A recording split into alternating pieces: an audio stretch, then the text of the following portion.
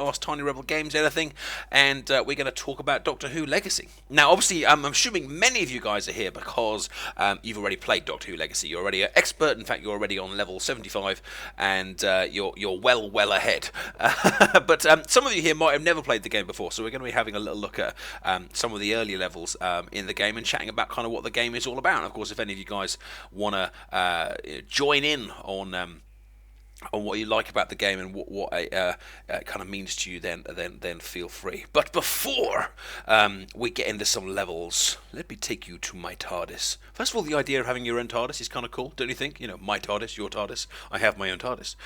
You can probably hear the music quietly in the background. I'm deliberately not keeping the game volume down a little bit, so you're welcome to listen to your own music in the background. But we have some new companions, and I mean, I can't take full credit for this particular one, but the new companion possibly has to be the favourite yet, because, as you're probably aware, the new companion is the Adipose. So I'm just chatting to Susan here. Yes, the new companion is the Adipose. I mean, sadly, I don't think they've got the likeness of me 100% correctly, but it's it's pretty close. It's they've kind of got my chin, but perhaps not the eyes. But it's the Adipose, and this is you've got some wonderful. It's a wonderful special name here, lipogenesis. The beginning of fat extraction. Nice. And it's a blue character, which fits in nicely with the the Matt Smith Doctor. We've only got one outfit at the moment, but I guess adiposes don't really have any clothes, so that's somewhat expected. And its power is to convert red gems to blue, which is the same as the Spoonhead Doctor, which is one of my favourite characters to use. Having a look at the stats, we can see we've got a pretty decent all-rounder. HP and attack pretty high. Healing isn't massive, but it is there. You know, some characters have only got like 2 or 3 heals, so that's a good healer. So it's generally kind of a good all-round character, which is going to be benefit to you. But if you've been playing Doctor Who Legacy over the last few weeks, you'll be aware that he's not the only new character. We've got Stormageddon, otherwise known as Alfie, with his special power, Dark Cry, and he's a black little baby. That sounds like that sounds like I'm causing some international racist incident there, but I mean, of course, the gems that he's using is black. And then we've got Handles, if you remember, fresh off the Christmas episode, which is the little character that Matt Smith carried around for the better part of 20 or 30 years or whatever it was until he expired. So we've got a Cyberman on our side for the first time. Hopefully you guys can spot my little adipose in back over my shoulder. Sadly, my little adipose is not having a great time of it, I have to say. He's got a little puncture, bless him, and if he's looking a little bit deflated back there, that's probably because he is. Right, so these are the characters we're going to be using. This is the team I've put together for tonight. We're going to be playing with the Matt Smith Doctor. I think we haven't quite finished with our goodbyes yet to Matt. We've got the Adipose, of course, has to be in there. In fact, I'm going to take the opportunity to say Adipose as much as possible in the stream. We've got over 100 viewing right now, which is fantastic. So welcome to all of you. I'm the Adipose. I'm here with TinyRebelGames playing Doctor Who Legacy. Stormageddon's in there. Handles is in there. Winston Churchill is in there. I wanted a green character. I'm not going too advanced in strategy tonight, so I've just gone for a kind of spread of all the colours. So we've got blue, we've got black, we've got yellow, we've got green, and we've got Clara right there on the end, who's going to be our healer as well. So let's go straight into the game. We're gonna start off on right at the start. Actually in Nightmare in Silver, kind of telling you a little bit about the game if you haven't played it before. And plus, I want to chat about the episode as well. I've decided with these live streams, I'm not only going to be showing you the game, I'm also going to be doing some kind of episode reviews as well. It was something I talked about with the lovely and beautiful ThinyRebelGames. The lovely and beautiful ThinyRebelGames when we were doing some Doctor Who reviews, but I thought let's merge the two together. Let's play Doctor Who Legacy and talk about Doctor Who reviews. Therefore, whether you're a Doctor Who fan or a gaming fan or a little bit of both, then you can both kind of have a bit of fun here. So let's head our way in to take on those Cybermen. Yes, let's play Nintendo. This is the Churchill from the fan area. If you want to get into the fan area, then you have to. I think you have to buy. Is it 5 gems in a bundle? Maybe TinyRebelGames can correct me there. But you have to. You buy a small amount of time crystals in a pack, and that gives you instant access to the fan area. And if you get in there, there's loads of extra characters for you to get. So another adventure begins. He says, "Are we really on the moon?" says Jenny. No, Jenny, this is an intergalactic amusement park. I stopped a war here once. We need to go back through my timeline, find and stop the Centaurans, and close any paradoxes they've managed to create. This seemed like a good place to start. A war here? We'll just do what we can to stop it. Just point us in the right direction, Doctor. We need more help, blah, blah, blah, and I have a good idea of where we can find someone. So here we go. Now we get into the proper gameplay here.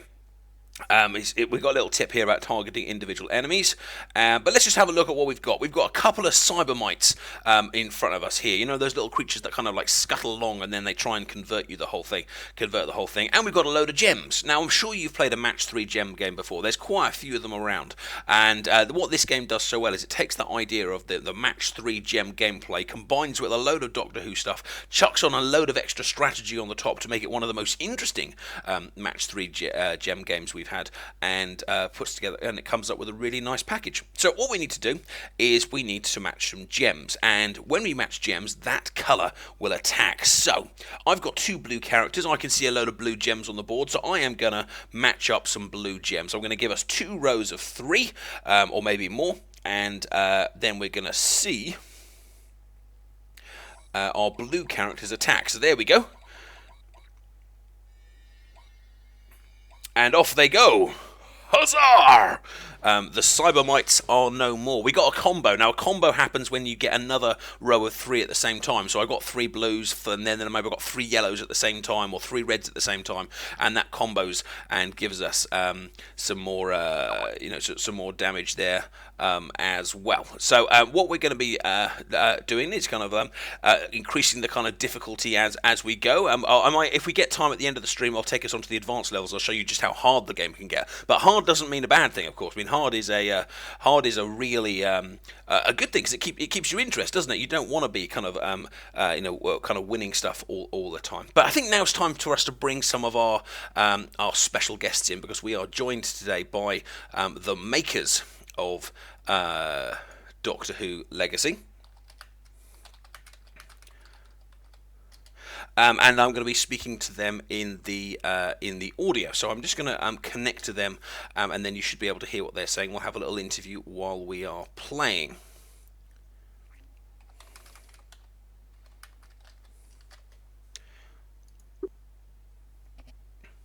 Hello, Susan, are you there?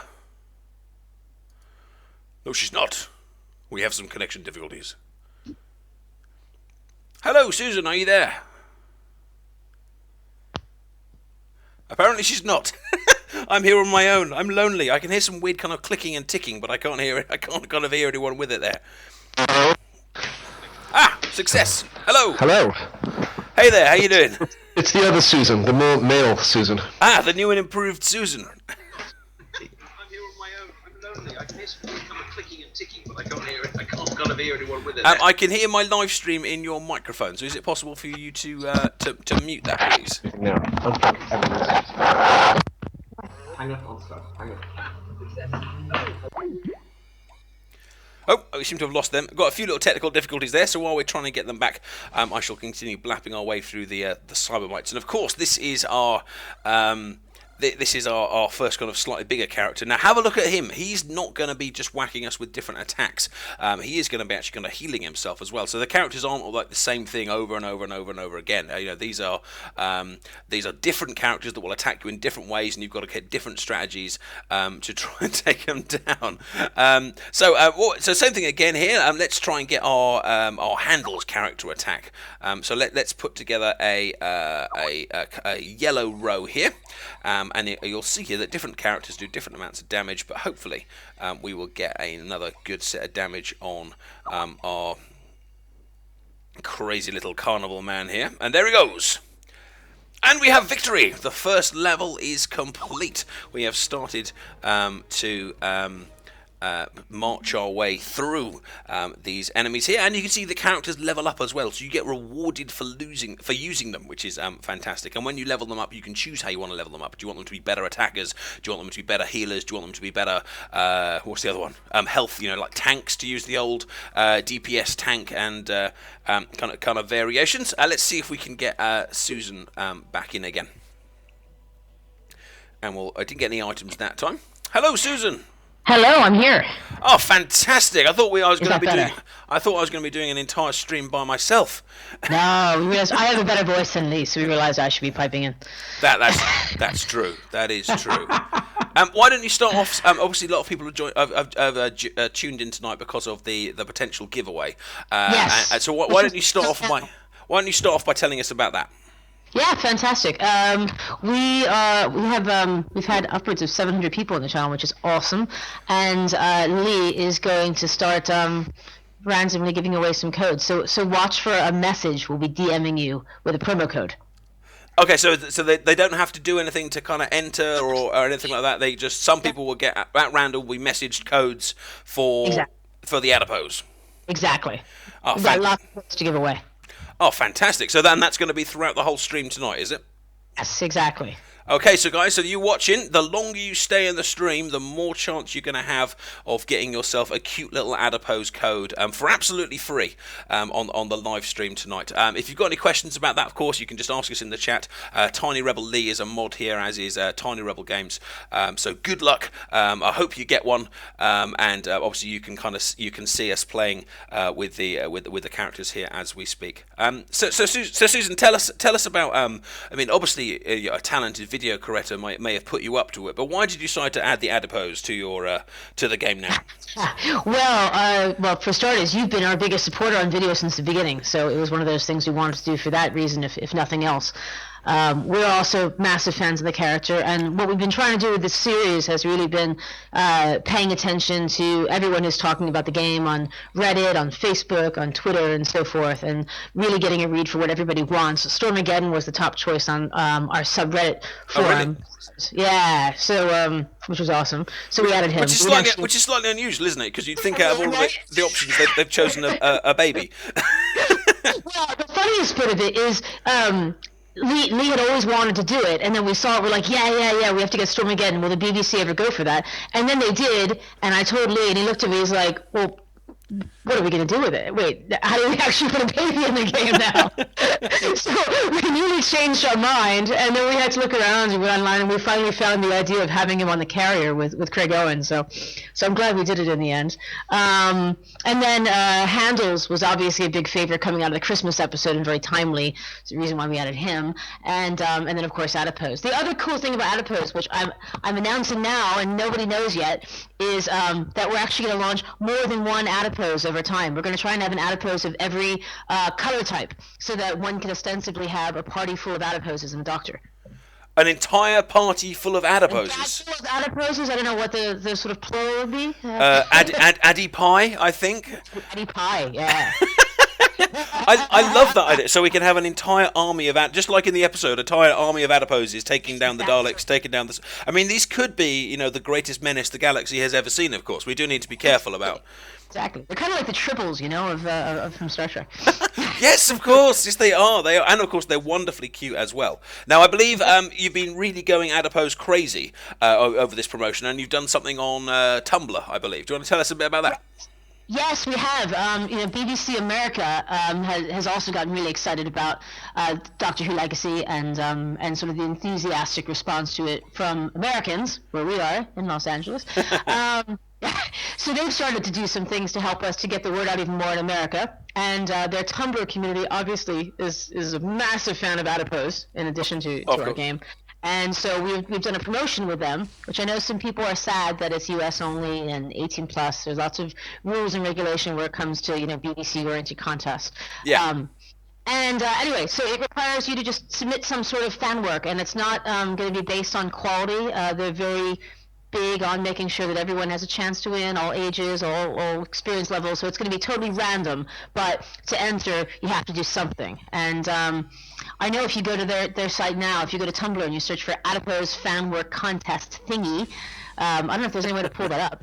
Yeah. So why don't I just head over there for a second? If I just, I'll just And we can interrupt. I'll just interrupt the gameplay for a second, guys. If I just take you across to the Tumblr, we can have a look at some of the people's Adipose artwork already, which is very, very cool. I'll also just point out while we're doing this, it looks like Tiny Rebel Lee has just given out a bunch of Adipose codes. So it looks like a few people have started winning Adiposes already, which is fantastic.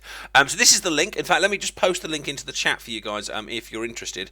It's that one there, tumblr.com, Adipose Fanwork Contest, and I'll just zoom in a little bit and we'll have a look at some of the things that we've got here.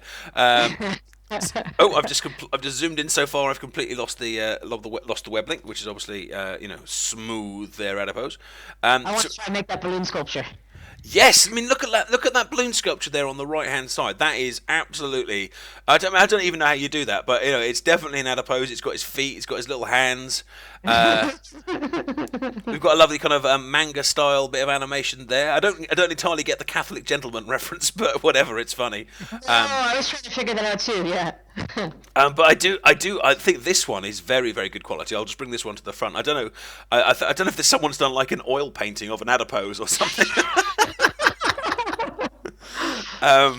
But it's very, very, very, very good, and I love the little the one that's hugging the TARDIS. I think is fantastic. I think that's my favorite one that I've seen so far. Yeah, it's really, really good. But that said, however, if you want to enter this Adipose competition, it's not your ability that counts, is it? It's just you got to submit something, and then you've got a chance of of winning something cool there. In fact, I would enter myself with a picture of my own little deflated Adipose behind me, but that's probably just a little bit too sad. So the links there in the and I assume people can find details about this competition on your Facebook and stuff as well, I assume. Yes, absolutely. And I should add, when you asked about the Adipose, the other reason is our 5-year-old son. It is his absolute favorite character from Doctor Who. He's obsessed with Adipose. Oh, yeah. Spend with Adipose toy at night, That is cool. So, tell me about the future. I mean, obviously, I've heard things about kind of season 5 coming on, which is like the next set of levels. Are we anywhere close to that, or have you got other plans before that, or where are we going?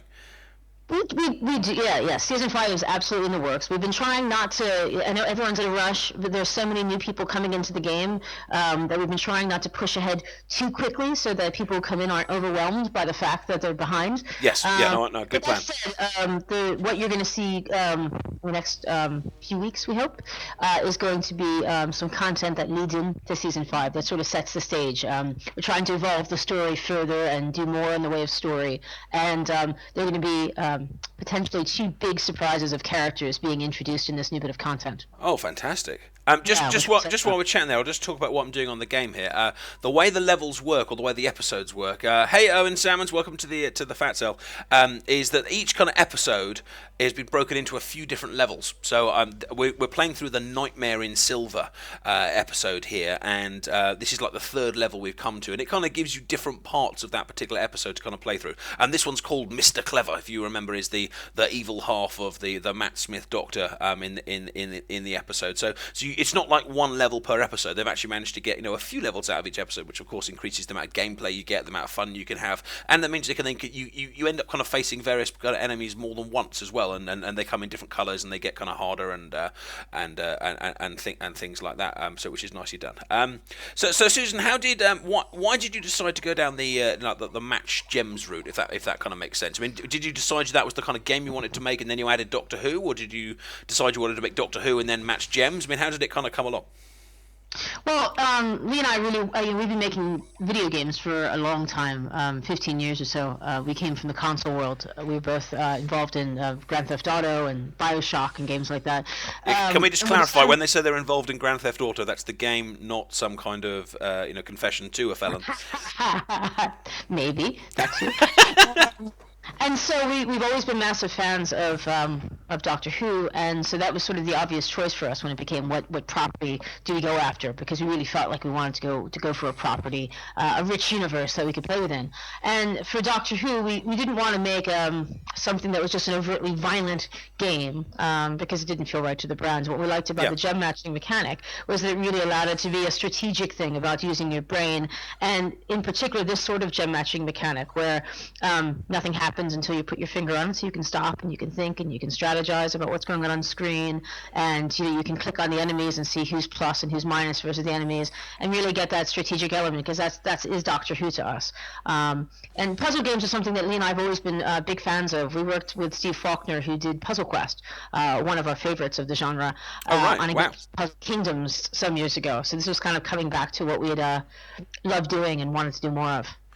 Well, I mean, I agree with you completely, because I think Doctor Who it's not, you can't turn Doctor Who into Call of Duty, can you? Or Battlefield, or I mean, maybe you could get some kind of like point and click adventure game out of it, but it because Doctor Who, in the episodes doesn't run around shooting with guns. It is hard to kind of make a game around Doctor Who. So I think the idea of kind of taking the Doctor Who characters and putting it into, like you say, a non-violent game allows you to kind of keep that aspect of, it feels like you're doing the license justice and not actually just turning it into a big bloodbath, which would seem just inappropriate, really, wouldn't it? Exactly, yeah. And Lee and I have always been fascinated with this idea of extrapolating combat with a mechanic, so that so it's not a twitchy thing. It's something that you're just getting to do with your fingers and being strategic. But with it, you can have combat, which Puzzle Quest was sort of the first to do that sort of thing. But we thought it worked really well, and it really allows you to create lots of content very quickly. And one of the issues we think that Doctor Who games have had over the years is that they were always focused on like a Doctor and a companion. But it's a 50-year franchise, and that means that everyone comes into it with their own opinions about who their Doctor is and which companions they love, which enemies they love. And so what we're really setting out to do is to let everyone have that experience. It's not every character is going to be for everyone. On Facebook, there are some people who are upset about Adipose, for instance, and saying that why isn't Donna Noble in yet, or Rose, and why Adipose first? So I can see people chanting in the chat now. Rose, we need Rose. Rose, Martha, Donna. Definitely some favourites still to come, but I guess that kind of increases the length of the game, doesn't it? That these characters. Everything is coming. My God, do we keep BBC licensing busy? Because the thing that I don't think everyone knows about the BBC, where it comes to their properties, because it's a government-owned thing. The rights are very complicated, so we really have to go and get permission from every single person that we put into the game. We have to make sure they're happy with what they look like, and it takes time. I love the fact that you're suggesting that Doctor Who is actually part of the government. He is a government institution. That came out weird.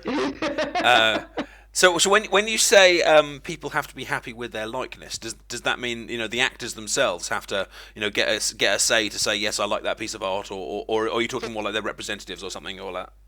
It's them themselves. The actors. Clara has Jenny has signed off on what Clara looks like. River Song had to approve what she looks like in the game.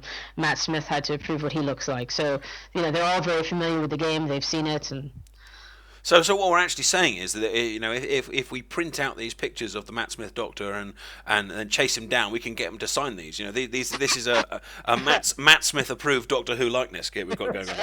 It is a Matt Smith approved likeness, yes. And tenants. So I guess then, obviously, I suppose you have to remain independent for the sake of the fact that you've got lots of doctors on here. But who would you say is your Doctor? For me, that would be David Tennant. I think because that's really what brought me back into the show. I started watching Tennant, and then I went back and watched Eccleston's. And obviously going forward, I love David Tennant. I just think he's an extraordinary actor, regardless of Doctor Who. And I know that Lee would be piping in with Paul McGann. Oh, well, the one and done Paul McGann. Yes, he's been quoted frequently as saying that Paul McGann's his favorite, just because he felt like it was so untouched, and there's so much more that could have been done with it. And I'm so glad they did that short at the end of the year, which really the Night of the Doctor. Yes, me and Clary did a review of that, which is on my YouTube channel. Looks like Lee's just given out a bunch more direct messages. So if you see that he mentions your name, guys, you need to check your messages on Twitch, and you will have received a code for your Adipose code. Congratulations!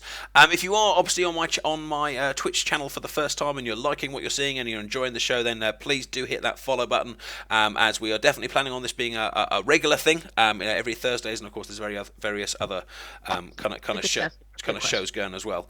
For a fan area code. So, Susan, why don't you tell us a bit? I just heard you mentioning a fan area there. Why should people want to get into the fan area? Because it's a free-to-play game, isn't it? Why don't you tell us? Yes. So why did you decide to go free-to-play, and why should people buy into the fan area? Tell us about that. Would you talk to me? We decided to do it the way we did because we really wanted the sort of experience that we would want to play, which was that not being asked to pay money before you got into it and seeing if you enjoyed it. We really set out to make the sort of game that we would want to play in that sense. That would never make you feel like you were hitting certain walls that you couldn't get past if you hadn't spent money. So that's never really been our intention. So people, if anyone watching hasn't played the game, they can download it for free and in theory get through the whole game without paying anything if they choose to. Absolutely. What the fan is for is because obviously it does cost money to make games, and of course. As much as we'd love to be in it for purely altruistic reasons, it's a business in the end of the day. It's a business. And what the fan allows us to do is to do all the great things that people are asking us to do. I feel like I'm on a PBS, give money so we can make more great programming. But it is sort of like that. When people do unlock the fan area, that massively, massively, massively helps us to afford to put Rose in and Donna and Season 5 and all the other things that we'd love to do. I mean, we're not lying when we say that we would like to do the entire 50 years of Doctor Who, but obviously it costs money to do that.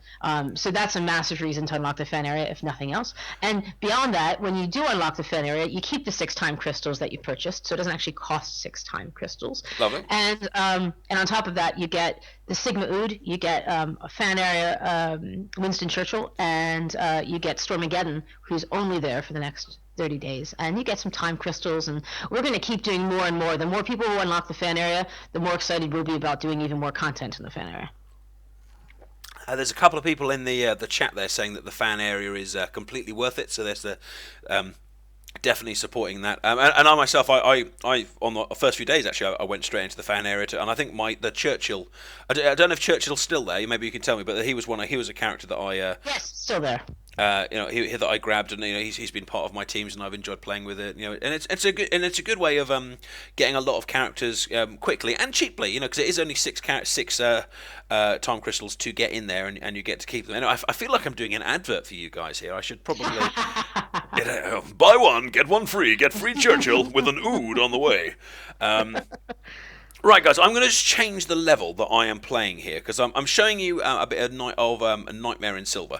But these are the opening levels, so we're going through them pretty easily. You're probably seeing Daleks exploding left, right, and centre, and obviously that's because I'm such an amazing player. But the game really isn't this easy. So let me take you to where I am currently at. Now, of course, this may mean that I die, and if I die, then I do apologise in advance. But it's live, anything can happen. So, Susan, I'll probably if I kind of leave you there, I'll do some gameplay for a bit. Is there anything else you wanted to say before we chat to Lee a little bit later before I hang up? Anything else you wanted to share with the fans or? No, I think that's good. The main thing I wanted to mention was the fact that there'll be more Adiposes coming. And I think that we've talked a little bit about this, and we're not quite ready to talk too much about it yet, but we do have a whole new gameplay mode coming in the next couple months, which we're working on right now, which will bring a whole new facet to gameplay. So we're really excited about that, and you'll start hearing more about that soon. Fantastic, cool. I've just got a little problem with the Doctor Who stream here. We seem to have lost the level. Let me just see if I'm just going to give people a very big close-up of my head while I reboot.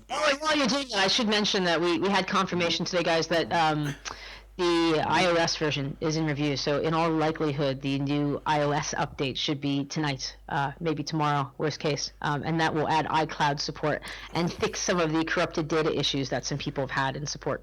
Okay, so that will mean people can move from their game from one device to the other. Within iOS, yes. Yeah, not from iOS to Android, but yes, within iOS. And they don't have to worry about losing their progress and things like that as well. Sure. Well, thank you very much for joining us this evening, Susan. Guys in the chat, if you wouldn't mind giving us a little flood of thank yous for Susan for joining us, I'm sure she would appreciate it. And thanks a lot. I'll speak to you soon. Okay. Right, so we're going to go into some harder levels now. So let me show you the team I'm running with. This is the 7th Doctor on the far left. We've got Rory. You can see my team is a lot higher level now. We've got level 27, level 29, all that kind of stuff. We've got Jenny, who's a good all-rounder. Rory, of course, is a healer because he's a nurse. We've got Strax, who is also a healer. So this is my please don't die team. Then we've got K9, who's going to be doing some serious damage, and we've got Porridge, who's going to be he's our team tank. Porridge has got a huge amount of health.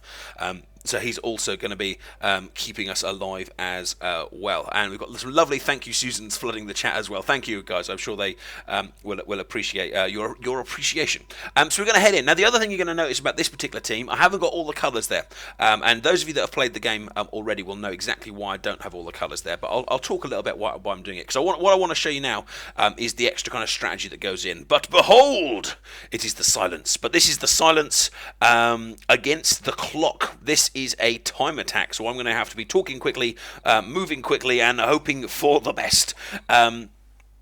Basically, the idea is that we're going to have to take down these characters before the clock runs out and before they kill us. But probably the biggest problem here is going to be the clock. Now, I've only got, like I said, I've got green, I've got red, and I've got black, which means that my main attack is, of course, going to be coming from using those three combinations of colours. But yeah, I hear you kind of saying there. I hear the kind of volume going on. But what about the blue? What about the yellow? What do we do with those gems? Well, some of our characters have special powers. That's a lie. All of the characters have special powers, but some of them have color-changing abilities, which will activate after a certain number of turns. And I have to just confess, I've started moving a gem without actually wondering what I'm going to do with it.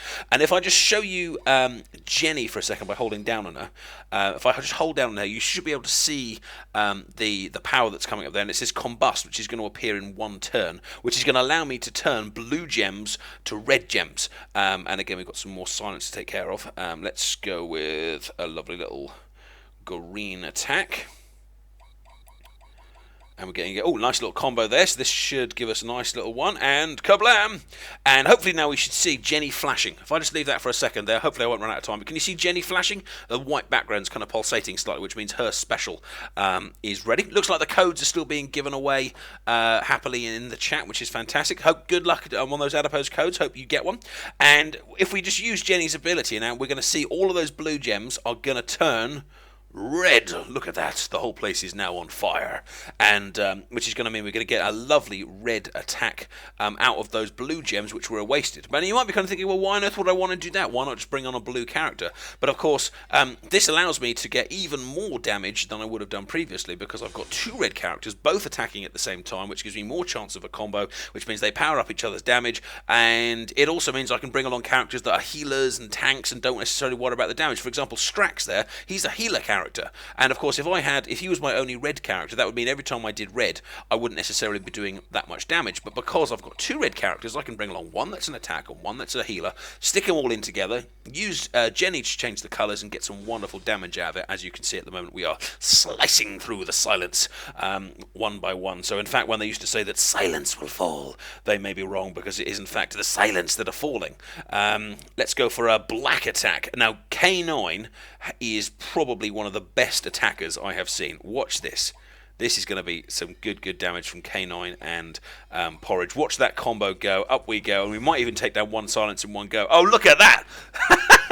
There we go. We're on a reasonably high level here, and we just took down a silence in a single shot. And our other specials are now ready as well. I'll show you the next specials when we get to the next round, because I'm pretty sure I'm going to be able to take this lot down. Let's just go a quick green and black combo at the same time. Yes, indeed, let's play Nintendo. Silence will fall when the gems are tapped. Oh, I'm going to waste a lot of damage here. I think I probably just hit that one silence with a good several thousand worth of damage. So let me show you another power here. The silence on the right there is about to hit me with a time bomb, but K9's special ability is a stun. Pretty cool, eh? So if I click on K9 and click use, he's now stunned for 2 turns, which means he can't hit me with that time bomb. So if we can kill him within those 2 turns, we're going to avoid it, which is obviously that means we can protect our health as well. So there's a lovely little ability of terms of protection, and I've chosen to stun. You can choose which ones you stun as well. If I just press left and right here, I can choose which ones I attack. I can choose which ones I stun. So you can play very, very tactically. Which one of these guys is the most threat to me? Which of these can I take down first? Loads of kind of cool, a little extra strategies like that. But I need to stop chatting because it is a time attack, so I need to get on with this fast. And I've just screwed up that combo because I was just on another world. Putting that in. So we've taken down about half of that silence, but not the whole lot yet. Now, you might be thinking, well, what about the yellow gems? Addy, you've said with blue gems we can turn into red gems. Okay, well, what about the yellows? Well, the yellows, to be blunt, they're kind of waste gems. They're kind of spare, but you can still get combos out of them. So let me give you an example. If I put together a green line of 3 or 4 and make a yellow combo as well, that makes my greens more powerful. Let me show you. So there's a line of 3 greens, and there's a line of 3 yellows. And what that's going to do is you're going to see on the bottom of the screen it's going to say combo. And that's going to take them out of the green damage and then add some extra on. So although the yellow gems aren't doing damage in themselves, you can still use them to power up the damage while still taking advantage of this kind of slightly more less colours kind of situation. Which is pretty cool. I keep surprising myself with just how in-depth the strategy on this game is. I'm going to confess it, and probably Susan's going to be like spamming her own head at this point, but when I first saw the game, my first thought was, it's a match 3 gems game. That's just going to be a case of just matching things. It's going to get repetitive. It's going to get dull. I might enjoy it for a couple of hours, but it's gone. But actually, I found the opposite. I'm finding the more I'm playing it, the more I'm actually finding there's more strategy. Like, do I want to go for a 4 combo or a 5 combo or a 3 combo? Do I want to go for 2 combos? And in fact, if you look on my YouTube channel, as I kind of plug myself, I've done some videos on these, and I've even actually done kind of entire videos about the maths behind Doctor Who Legacy, and talked about which are the best combinations to be going for and why. Because actually there is actually just tons of depth of this in terms of which characters you use and which gems you use and stuff like that. You'll see that if you look under the Doctor Who Legacy on the top right hand side of your screen, there's some of my my alternative links there. You've got my Twitter account, which you're welcome to follow. I'll always tweet when I've got a stream coming on. I've got a YouTube channel with over 17,000 subscribers, loads of videos, some on Doctor Who Legacy, I've got some on Battlefield, I've got some on Fallout, I've got some on Simpsons Tapped Out. So do check those out if you're interested in some good quality, in my view, professionally made videos. But of course, those Doctor Who Legacy tutorials are on there as well. And if you're having problems with the game, then of course get over there, and it should help you out. But not during the stream, please. Do stay with us. It looks like we've got over 800 viewers with us approximately.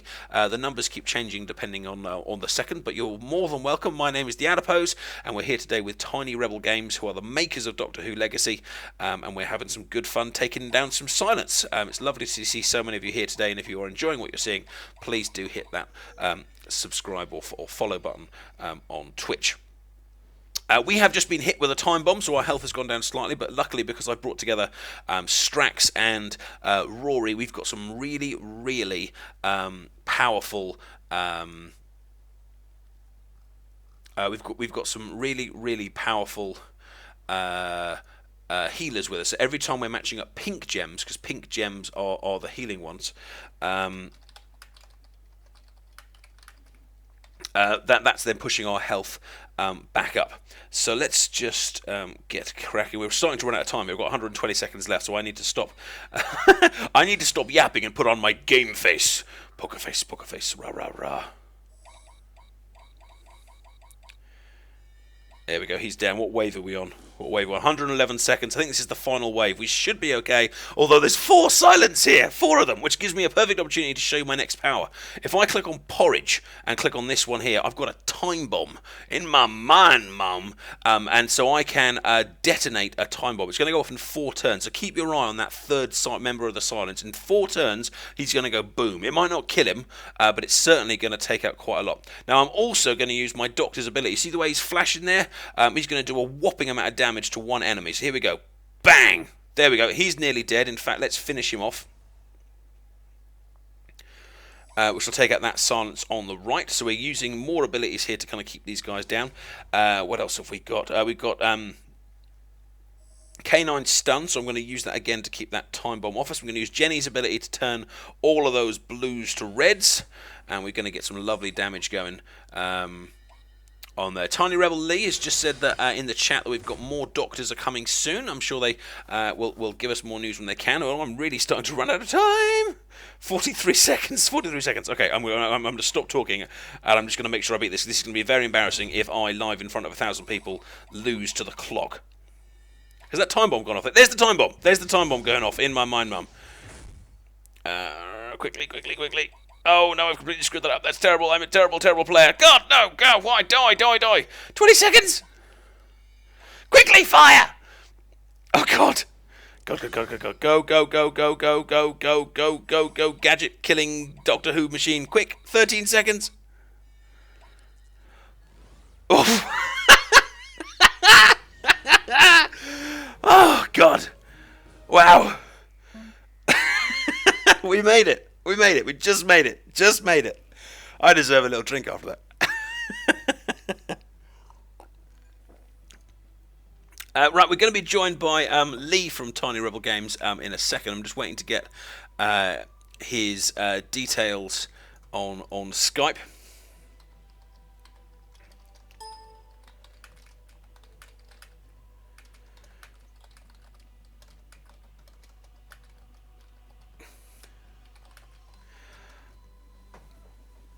Right, there you go. I've just about recovered from that little one.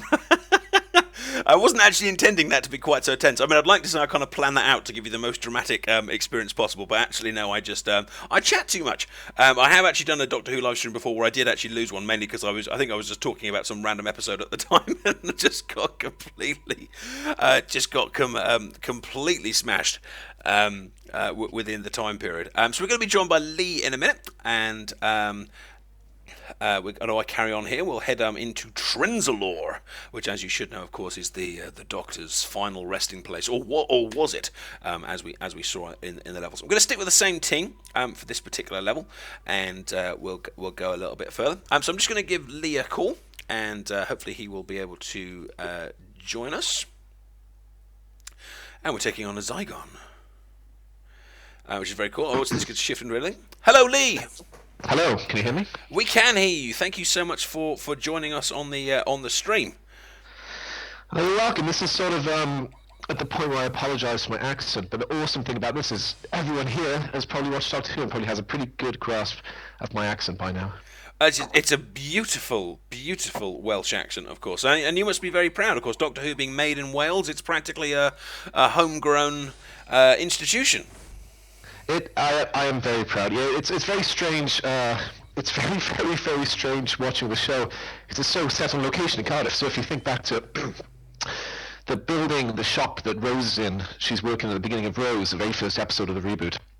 And they use that shop all the time. But that's where I was shopping growing up. I used to go there when I was 3 years old, the same building. So it's really, really strange seeing all these places I know as being something very different to just appear with a Doctor in them. I did I think I chatted to you about this a while ago, but I did something called the Doctor Who Experience Tour in Wales. If any of you guys in the chat have been to Cardiff, you'll know there's something called the Doctor Who Experience, which is the where you get to see all the costumes and you get to have your photograph taken with a Dalek and all this kind of stuff, and it's awesome. But there's also a Doctor Who tour where they actually take you around loads of those locations, just like the shop that Rose was in front of. And if you look on my YouTube channel, I've got a video log of it. But you can visit loads of the locations that they filled in. Have you ever done that tour, or have you seen other locations in the game? I haven't done the tour, but I know a lot of the locations anyway. I did grow up exactly where they filmed. A lot of the scenes. I suppose you don't need to. I suppose you don't need the tour. You're just going, that's my home, and that's. Well, that's the thing, and it got a bit weird because in Nightmare in Silver they go to Natty Longshoe's comical cottage. If I remember, I'm trying to remember all these names.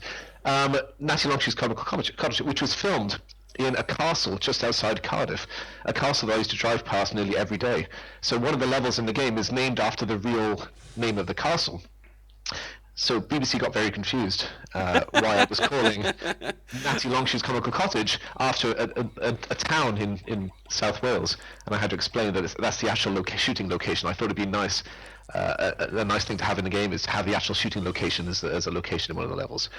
So yeah, it's fun building a game around Doctor Who around all these locations that I grew up with. Absolutely. How's the giveaway been going in the chat? Have you been giving out lots of Addy codes to people? I think I've given about 27 out so far. I was just typing for the last half hour. I've just been typing codes in, sending codes to people. Cool. So It's guys, nice. if you're watching the stream and you're after an Adipose code, be active, stay in the stream. They've been given out at random. Looks like we've got just depending on which number I'm looking at, we may have over 1,000 people here, which is fantastic. So stay in the channel, and you might be lucky enough to get yourself a free Adipose code. So tell me about how you kind of you made the game. Is this something you've been working on for years? Something you've been doing for 6 months? I mean, how long was the process of putting this stuff together? Oh, let's have a look. It was about a year ago. Susan and I have been making games for a very, very long time, and Yeah. we made a lot of big games early in our career, which freed us up to do really cool things, to do whatever we sort of wanted. So I produced some of the Grand Theft Autos many, many years ago, and I got the whole original IP world building bug out of me, and now I'm quite happy to jump into other people's universes and do cool things with them, as long as I have a very deep love of those universes.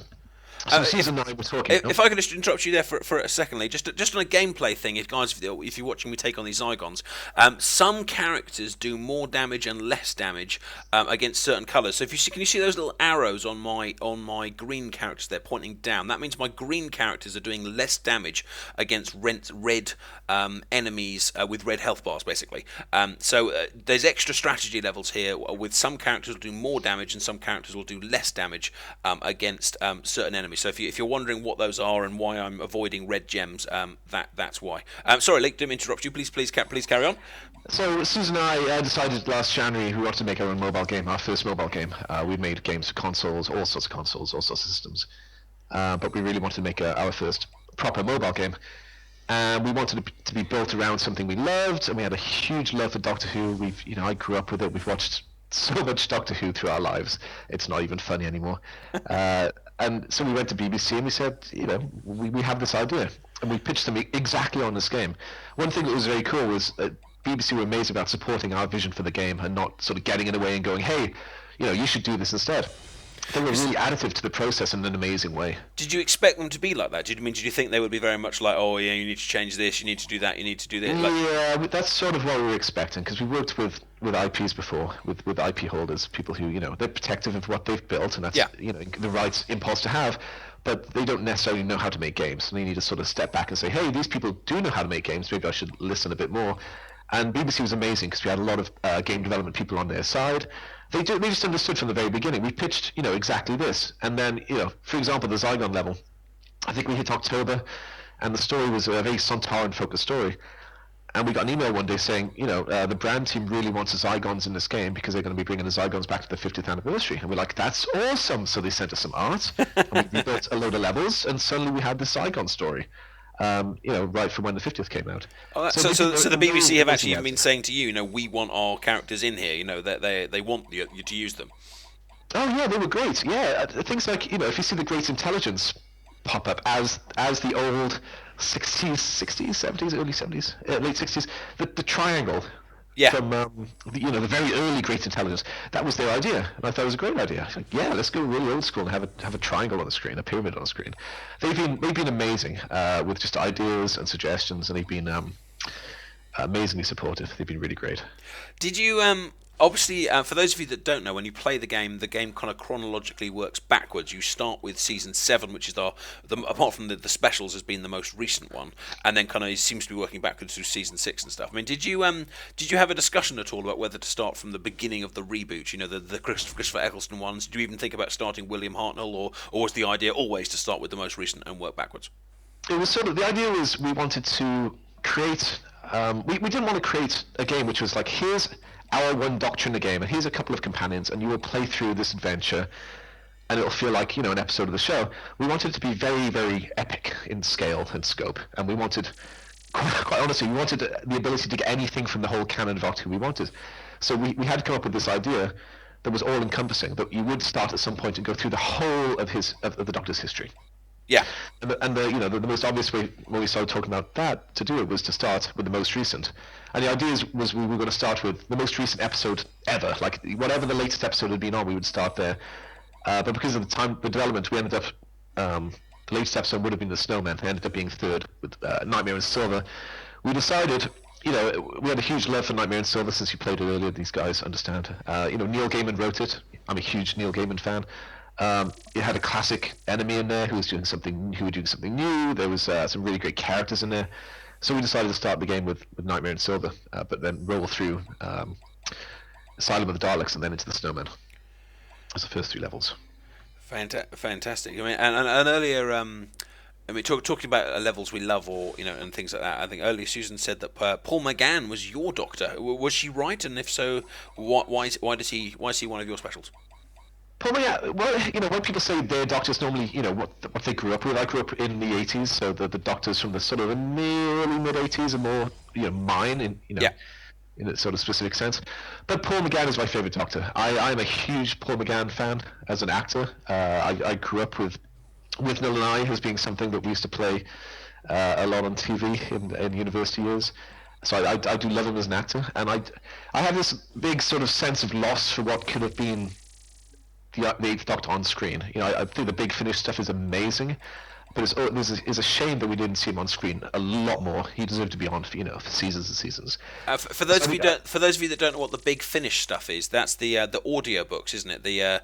After the Paul McGann Doctor, although he had one episode on screen, he did actually then go and do several audio adventures which you can buy. I think like 3 seasons. I think he did. Yeah. So far for. He's had several companions as well, hasn't he? He's actually had a... Yeah, there's a whole arc in there. It's amazing. It's amazing to listen to. It's just a shame we didn't see him on TV more. It really is. Right. So the enemy I'm facing right now on the right-hand side is regenerating. That doesn't mean he's about to turn into Peter Capaldi, but it means that he is gaining his health back. And they're also... You can see the difficulties increasing now. They're starting to do some serious damage to me as well. So I need to start think about doing some good healing and keeping myself alive while still taking down some of these baddies. So I'm going to do so lining up some pink gems as well as another combo. You can see there I've pushed my health right the way back up. But we're going to have some issues. We might need to use next time we see that guy trying to heal, we might try and stun him, and which will stop him from using those. Those abilities. Now, obviously, I know, Lee, you can't give away kind of trade secrets, and obviously I'm not expecting you to, but do we have things like new powers coming in the future? I mean, will the kind of new characters kind of be kind of reskinned versions of what we've seen already, or will we have kind of new gameplay elements coming in the future as well? So when the game was built, we built at a very high level this roadmap, and we said one day there's going to be an end game. There's going to be like the really hard... I don't know if you play RPG. This game was built around an RPG mentality, a role-playing game mentality. It wasn't really like a hardcore gem game in the way that Bejeweled is a gem game or Candy Crush is a gem game. So I'll just pause there for a second. The enemy's there is about to regenerate, so I'm just going to use K9's stun ability on him, which will stop him from doing that, and hopefully we can kill him before he actually uses that. Sorry, Lee, carry on.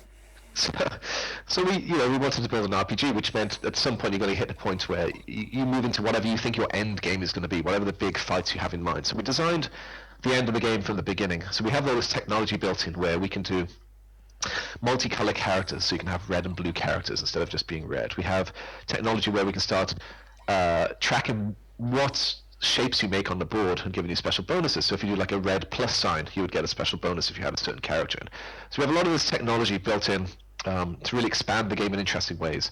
It was built to be really data-driven. The board, adding new abilities isn't as hard as in many other games. So one of the things we're doing for Season 5 is trying to push those enemy abilities out a bit and do some really new things and have them affect the board. Have Daleks nuking the board, or have gems catch on fire and have it spread across the board. These fun things we can do. So we are treating Season 5 as really a proper expansion. Not just here's a few new levels. We're writing a lot of dialogue. One thing I've been working with the BBC over the last few weeks on is there's sort of 3 one thing we wanted to do more, we were really confined by time, compressed by time, was to have a lot more dialogue in the game, a lot more story. And one thing we were criticised for was, we have story at the beginning and then it peters off. So we've been writing a lot more story. Well, I was going to say, I proudly did lots of stupid character voices in the beginning of my Let's Tries, and I haven't had opportunities since. So think of the silly voices. Go on, man, think about it. So stage 1, hopefully in the next couple of weeks, will be we're doubling the amount of audio story in Season 6 and 7, and then we're adding an epilogue to Season 6, which has it'll be 5, 6, 7 levels, and some huge things coming in there. some huge new characters, new story stuff coming in there. The Sontarans aren't your biggest enemy in this game. It was never supposed to be like a Sontaran game for the next 10 years. The Sontarans was sort of the start of this epic adventure that the Doctor's on. So his major enemy is coming soon, and that'll be in the epilogue for season 6. And then as we launch season 5, we're going to be a lot of new stuff coming in season 5. We're going to be, of course, a chunk of the episodes of season 5. We are going to be taking one thing that a lot of people asked for was to keep the Christmas content. So we're rebuilding some of the Christmas content and having that as a little beat at the beginning of season 5. Cool! There were some good, really fun levels there. I remember taking on 3 Christmas trees. I know it sounds like a stupid thing to say, but I took on 3 Christmas trees at the same time, and they both kept respawning each other. I think that was what. Yeah, I think that was a. Yeah, that's the fun stuff like Santa Claus and Christmas trees. If I can just interrupt you for a second, I'm just putting together. I'm just on the stream, guys. I'm just going to put together a new team. I want to show you a bit more of that Adipose character because they're giving out Adiposes on the stream there. So I want to put a little team together. So while I'm doing that, Lee, why don't you tell us a bit about how I might put a team together? I mean, I've kind of been bigging it up as a big strategy game. So when you're putting a team together, what do you think about? Like, what do you look for, or what are your aims? I normally go for a 2-color team.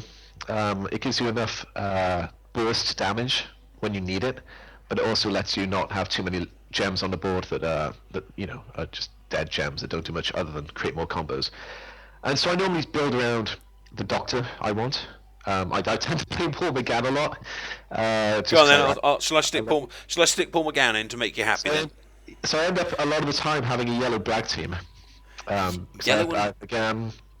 And then I think right now I'm using the unit commander and somebody else, and then 3 yellows because they all have strengths. Yellow has a lot of overpowering yellow and change color to yellow, so it's very versatile. So I tend to build it that way to try to focus it around the Doctor and whatever skills I need from the Doctor for that sort of set of levels. And Paul McGann is very useful as you hit the second half. Sort of the second and thirds of season 6, there's a lot of poison flying around, and he's a very versatile poison fixie sort of character. Indeed. Right, I've got no idea if I'm going to pick a good level here. I've got a group of characters who are all kind of like level 10 to 20-ish, so I'm going to grab a level from the middle of season 6 and we're just going to see what happens. Let's go for, we may get whooped. If we get whooped, sorry, but we'll go for Solomon's Robots, which I seem to remember was quite a tricky level. So we have got, reading from left to right, we've got the Paul McGann Doctor, who's black gem. We've got Adipose, woo, for the Adipose, who is blue. We've got Amy, we've got Handles with Stormageddon, and we've got Vastra, who is one of the first characters that you get in the game for free, I believe. She's one of the ones that came along at the start. Yeah, we had to write. We had to write the story around some characters, and our first thought was Strax. Was that we thought it'd be interesting to see Strax on the other side of a Sontaran invasion, but then when we discussed it with the BBC, it didn't really work out nicely. It was a bit weird seeing Strax going toe to toe with some Sontarans. So we started talking about maybe having Jenny and having Vastra turn up early in the story to give you your starting set of characters. Yeah, and it's also a bit nicer. One problem with games is it's very male focused. You normally see like, every character's going to be a guy. We really try to push to have a lot of the lady characters up front. Like having the first 2 characters you get be female. Like and try to get a little bit more ethnicity in the game a little bit. So bright green characters, bright blue characters, Yeah, and not just every character is a Caucasian male, from England. It's we really try to broaden it a little bit as we go through the game as we get a bit of leeway with the characters we create. Now, I understand that for licensing reasons you may not be able to say who or why, but have there been any characters so far that you've really wanted or been desperate to get? And obviously I know you may not be able to say which character, but have you been thwarted yet in your licensing attempts? One character. We had one character out of the I think 200 and something we've asked for enemies and allies. We had exactly one turn us down. And he had very, very good reasons, and I couldn't fault him for it, and there's absolutely no ill will held. But yeah, we did have one turn us down. So let the speculation in the chat commence about who that person might be, but we're not going to answer that for you. I'm afraid, for obviously, I assume kind of copyright and trademark reasons. So why Why Twitch? Why? I mean, obviously I've been live streaming it a little bit, but you guys asked if you could be part of this. Like, what's the logic there? Why are you here tonight? We just love talking. When we started building this game, it was Susan and I sort of locked in a room trying to work out what we wanted this game to be. But as soon as it launched, it was very clear that the community had their own ideas of what it should be. And from day one, hang on, sorry, I've just died really embarrassingly there because I wasn't focusing at all because I was listening to you and I put together a green gem combo, but I didn't actually have any green characters. So I'll just try that again, and if we could pretend the last few minutes didn't happen, that would be great. Sorry, Lee, carry on. People talking in chat. The person who turned us down was not a doctor. I'll say that it was not a doctor. Just to put that to rest. Yes, sure, I understand. So I've completely forgotten what we were talking about there because I died spectacularly in front of 1,000 people. So we started building, and then we started talking to the community, and this is just us talking to the community. It's, tell us what you want in this game. This fan favorites, allies is all because people ask for them. People run polls on websites, and we see people wanted Storm again. So I had to go to the BBC and try to explain why I needed a toddler in my video game, which I've never had to do before. That was so. Did the toddler approve his own likeness? I think toddlers are generic enough, and we made it not look anything like the toddler that we didn't have to. It's everything just keeps pivoting. We started building season 5, and then people started sending emails saying, can you put the Christmas content back in? And we thought, wow, that's a great idea. So that pivoted season 5. But people asked more dialogue, so we started writing more dialogue. People asked for Christmas. The Christmas episodes themselves, the Christmas levels themselves, were designed by some of the community. We got emails listing these characters they wanted it was specific, like here are the characters you should have in the level that you're going to release on Christmas Day, and we're like, yeah, that's a really good idea. Then we sent it to the BBC, and they're like, yeah, that's a great idea. It was the wooden Cyberman was one of the ones that popped up pretty quick, wasn't it? That was actually, going back to how amazing the BBC are. We did the Christmas level, which had snowmen and I'm gonna die again. I'm gonna get killed. And then the BBC said, hey, don't tell anyone, but here's a load of art for the Christmas episode early. Do you want a wooden Sideman in your game? And we're like, oh, that's amazing, thank you for that. So we managed to get all the art ready for the wooden Sideman. So about 6 hours after the episode aired, we had a level up with this new character who acted in the same way as the character in the episode. It's really been a blast and amazing work experience to be working with these incredibly creative guys at the BBC. And however much you're listening to this, however much you think you love Doctor Who, the guys at the BBC they love it more, and it's amazing that they're the gatekeepers to this, and they safeguard this thing that we love so much. Helps me sleep at night. I'm still just about alive, but this is going to be very painful. I've watched this, bro. This must be the hardest game in the world ever. I think I've picked a slightly under-leveled team for a slightly over-leveled bad guy. Oh dear, this might be curtains here. I think I'm about to get shot. Oh no! Ah, right. Let's go back to the really hard levels. I was doing better on them.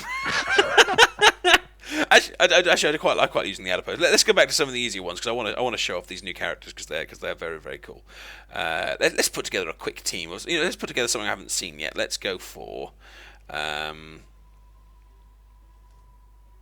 We just had the Paul McGann Doctor, and he got me killed. There you go. So that was your fault. You wanted Paul McGann, and what happened? I got shot. I build teams around Paul McGann. He's a good doctor for a team. Well, that may be your experience of it, but oh dear. Right, let's just go for something standard with a little bit of everything. Let's put River Song in there. Let's put Sarah Jane. We haven't had a bit of Sarah Jane today.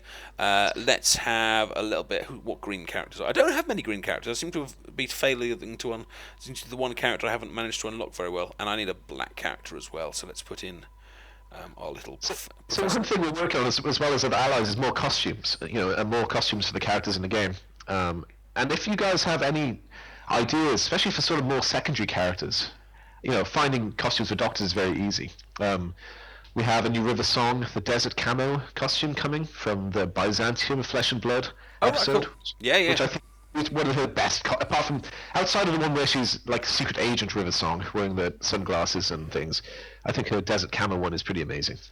So we have that one coming. We have the 10th Doctor in a tuxedo, which was from the Titanic episode, wasn't it? Or yeah, we were asked so many times for that. Can we get number 10 in a tuxedo? So I believe that's coming in the next few weeks. And the other one that I'm really excited about, and you'll understand why, is the 8th Doctor in his TV movie outfit. The TV movie. Do we? I mean, obviously, of course, there is the eighth Doctor companions, I guess, somewhere around there. I wonder if they will make an appearance at some point. There would be. I think they'd be one for like the Super Whovians, wouldn't they? You know, I think it's technically one from the movie, one companion. But yeah, there's a lot more in the big. Well, there was the female companion, but there was also the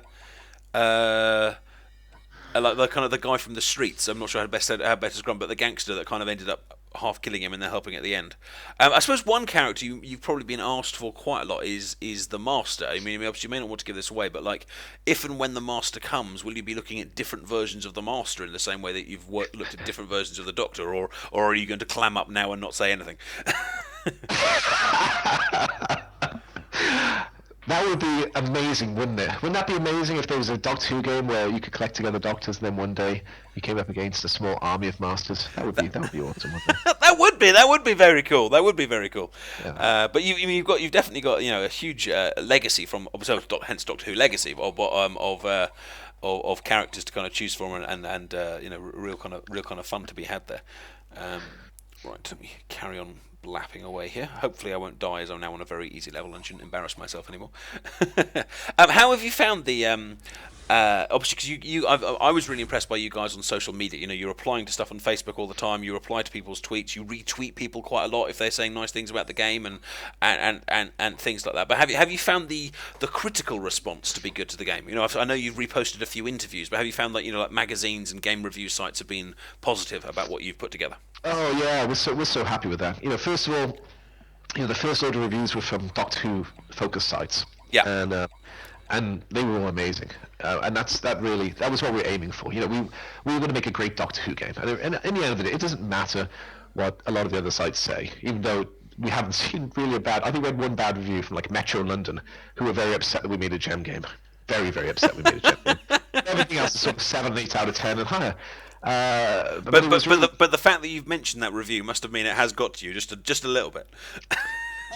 Well, it stuck with me because it was honestly the only bad one, like the only one I've seen which has been, really critical, and it was a bit misguided as well. Sort of, I hate this because it's a gem game, and I won't talk about the strengths and weaknesses of the game. I just hate it because it's a gem game, and it was we were very worried about that when we launched.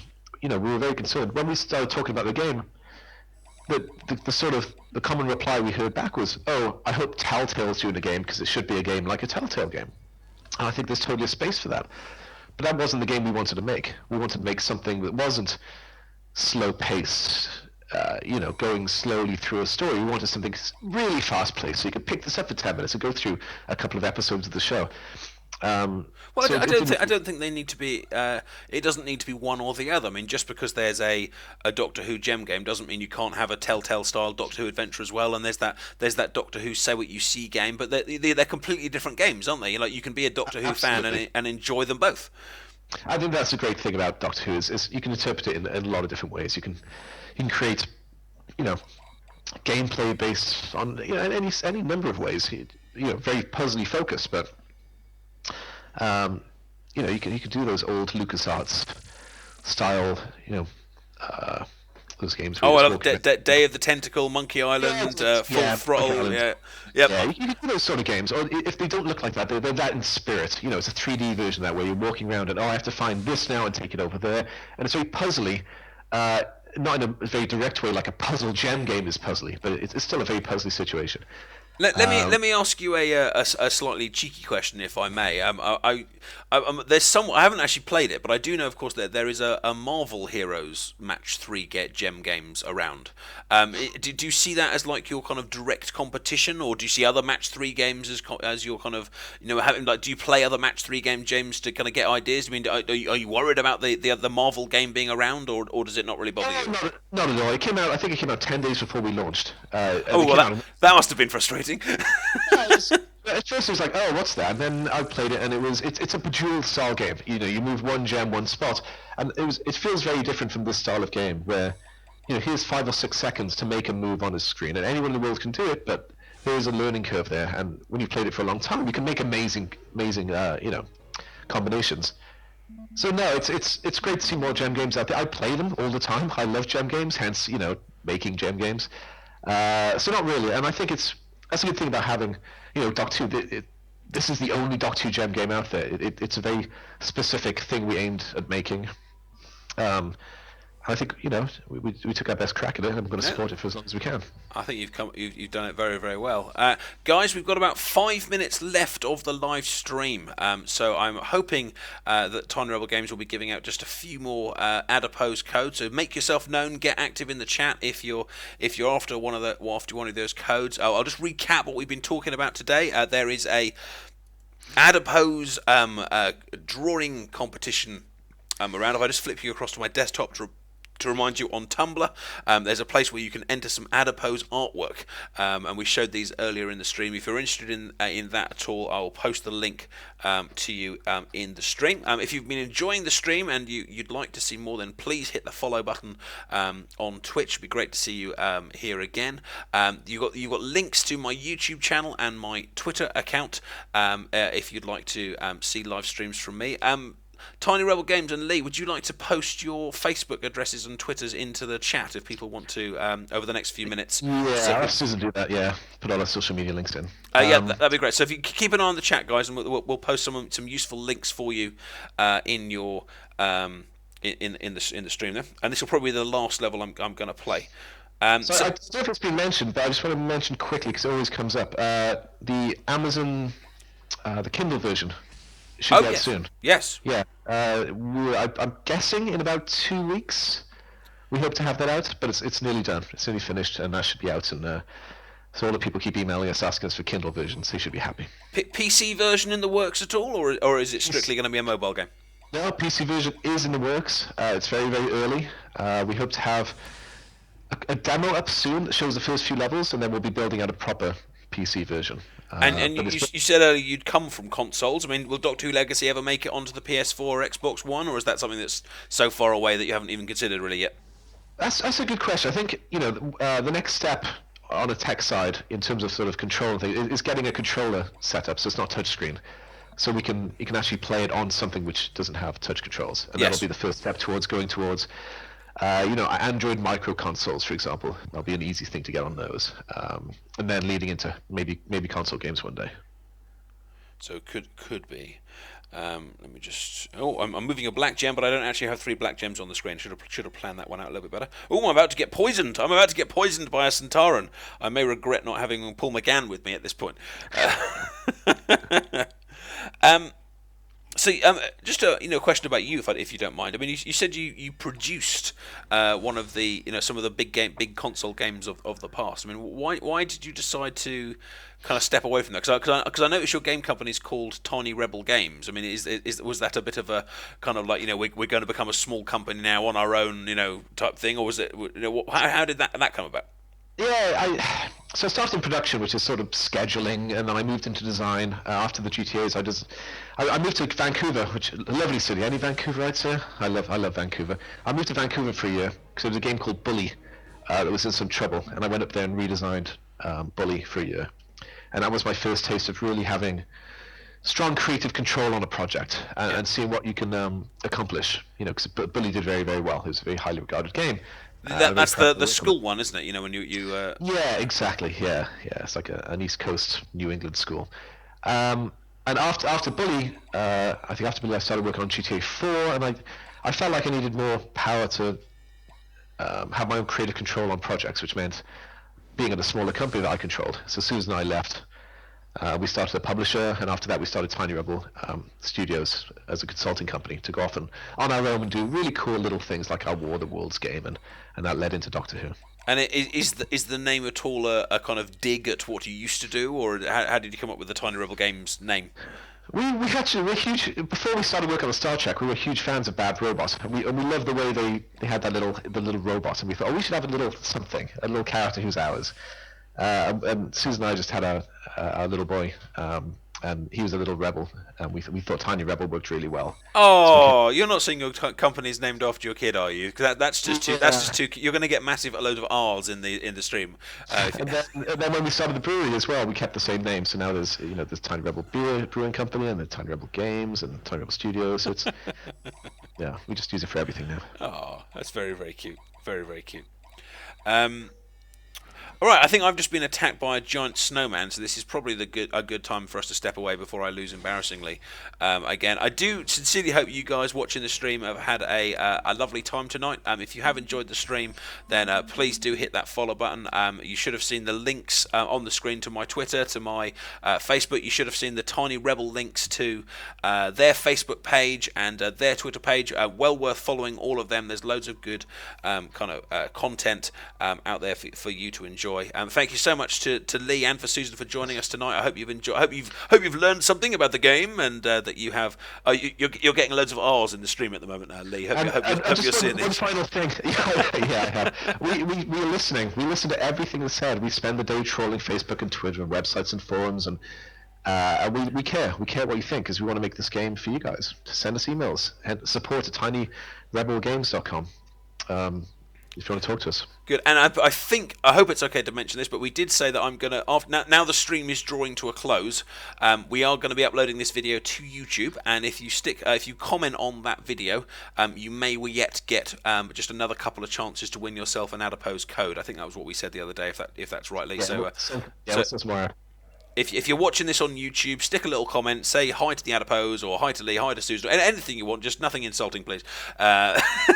And you'll be in with a chance again of winning a code. If of course, Lee, would you just like to tell them if they don't get a free Adipose code, they can still get him, can't they? Do you want to just tell them about the methods of that? Yeah, he's going into the game. Susan's more the production side. She knows where it's going, but we'll post that. He's going in a level tomorrow morning, I believe. And he's going in A level. There you go. You heard it here first. He's going in A level. I should have come prepared with that information. Because it has been decided. It is written on a bit of paper somewhere. I just don't have it in front of me. He'll be in the game. When we launch him tomorrow, it'll be posted everywhere. There you go. Doctor Who Legacy designed on the back of a piece of paper. You heard it here first from Lee. Pretty much, yeah. All right, thank you so much for joining me, Lee, and to Susan as well. It's been a real pleasure having you on the show. It's been amazing. I hope you guys have enjoyed the stream, and I do hope everyone watching has had a great time as well. So thanks a lot, Lee. I shall disconnect you there. Take care. Thanks, everyone. Bye-bye. And to everyone watching, hope you've had a great time. It's been really fun streaming with you this evening. This is definitely the biggest stream I've ever done, so I hope hope I have entertained you and enthralled you. And we will definitely be back next week. Just to let you know, my other shows, I'll be here on Saturday night looking at Simpsons Tapped Out, if you're interested in those mobile games. And I'll be streaming various other games at various points. I'm doing a Rocksmith 60-hour challenge if you want to see me strumming some guitar. And of course, next Thursday, same time, 9 PM, we'll be doing some more Doctor Who Legacy, and we'll get talking about some Doctor Who trivia and episodes, and of course just taking on some bad guys as well. Thank you so much for coming, everyone. Take care, and we'll see you soon. Bye bye.